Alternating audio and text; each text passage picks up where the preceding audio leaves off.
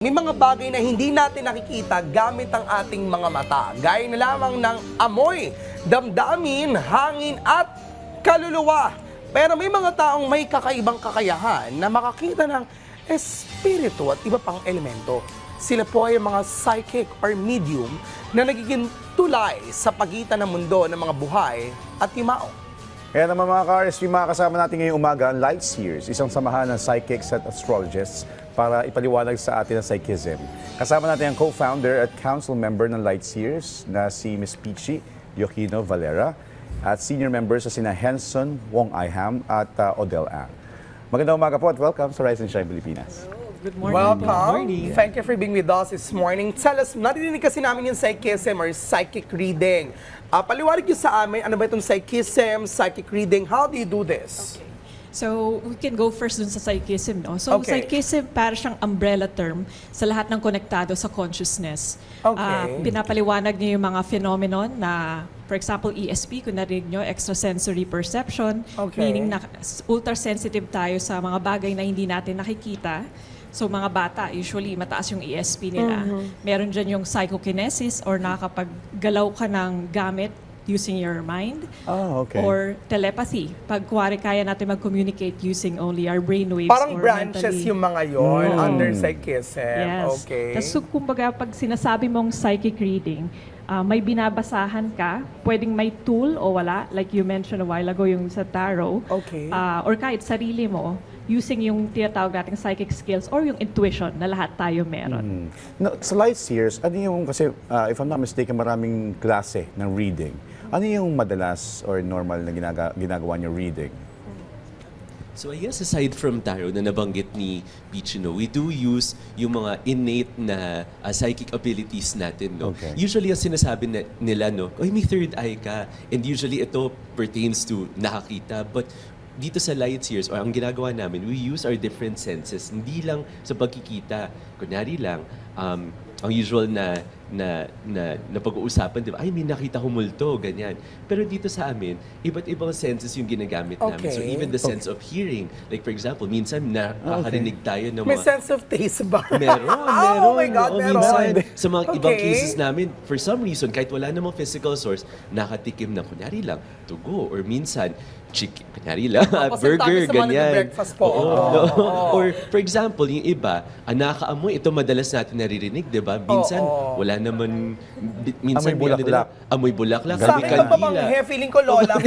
Oo. Di ba? Or iba-ibang mga smells, di ba? Or Yes. even beyond that, yung minsan yung clear feeling, minsan magkatapat tayo. Minsan nafe-feel ko yung emotions mo na kunyari lang kinakabahan or natatakot, etc. Or masayang-masaya. Oo. Or minsan, it's clear knowing of information na hindi readily available to us. Like, for example, using Okay. tools or minsan narinig natin na parang, alam ko na mangyayari ito. Malakas ang kutob ko na ito Yes. mangyayari. Okay. So these are all intuition at play. So medyo na-curious ako sa sinabi mo doon sa sense of smell. Like for example, napadaan ako sa isang lugar o kaya sa bahay lang din. I'm just at home, tapos nakaamoy ako na parang amoy bulaklak. Amoy bulaklak, very common yan. Ano yung meaning nun? So it can mean maybe a loved one is coming to visit or is visiting you, or maybe may message siya, nagpaparamdam siya to let you know that, hey, I'm here, things are going to be okay.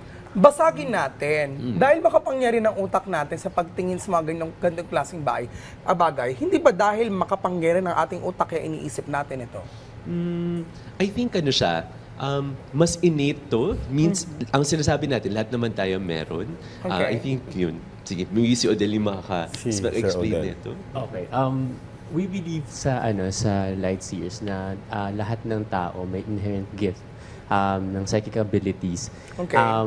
Pero growing up, syempre tayo na put tayo sa isang system, 'di ba? So wired tayo masyado. So yung iba mas sensitive than the others, parang ganun. So yun yung difference. So eventually pwede mo siyang ma-develop like sa Okay, case so ko. it's not a gift. It's you can develop this. Pwede.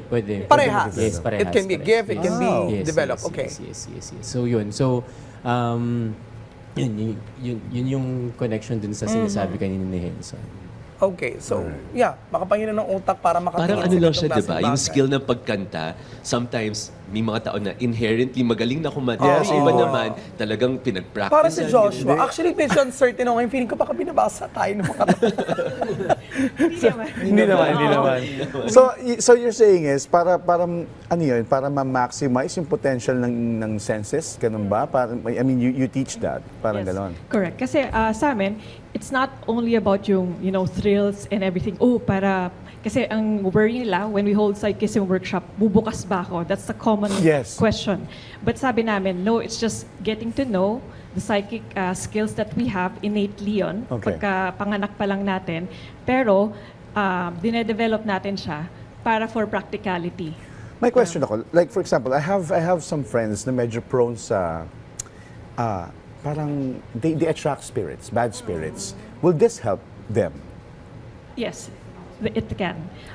Baka lang akala nila bad kasi kinukulit sila. Kasi meron mga iba na nasasaktan sila, di ba? Yes, or Oo. parang more on prone sila sa sapi, something like that. Yes. Will this help them? Definitely. Kasi we also teach, protecting or setting boundaries rin Okay. sa psychic, natin. Kumbaga, auric shell natin. Ako, kami, we ourselves, how can we become psychics if you want? Aside from, meron bang like instant pwedeng gawin for us to become a psychic, or does it really have to be developed in such a way that it would take months, years Yeah. para Just matutuhan have to go to? through the process, the whole process. Yes, the process helps, but it can setting lang, rewiring of what we know. Kasi pwedeng Okay. acknowledging Ang lang na lalim, rewiring what we know. Hindi, kasi di ba, pag ikaw rin, pinipigilan mo rin yung mentality mo. So every little cues coming from the spiritual realm, you'll dismiss. Sasabihin mo lang, Oh, yes. guni-guni ko lang Okay. yan. Binablock mo. Oo. Pero minsan kasi parang mawala rin yung takot mo. Unless you want to do that, Yes. go ahead. Pero kung gusto mong pigilan yung takot mo, yun ang iisipin mo. Dapat ba matakot kami pag ganito? Dapat ba matakot na ako? Hindi. Okay. I think Okay. takot tayo as Pinoy, di ba? Talagang takot tayo sa mga bagay na hindi natin naiintindihan, di ba? Yes. But what we're here to communicate, no, ito ay hindi dapat katakutan, no? It's, lahat tayo may intuition, lahat tayo nakakaramdam. Yung kutob, kumbaga, di ba? Alam ko na ito mangyayari or ito feeling ko talaga ay medyo hindi okay na tao, yung gano'n, nakakaramdam talaga tayo. And kapag napapractice natin to, paano ba sabihin, parang you get to go out into the world na mas aware. Yun. Okay, nakakausap na kayo ng patay o yung mga umahal sa buhay. Yes. Actually, Simple lang sa inyo.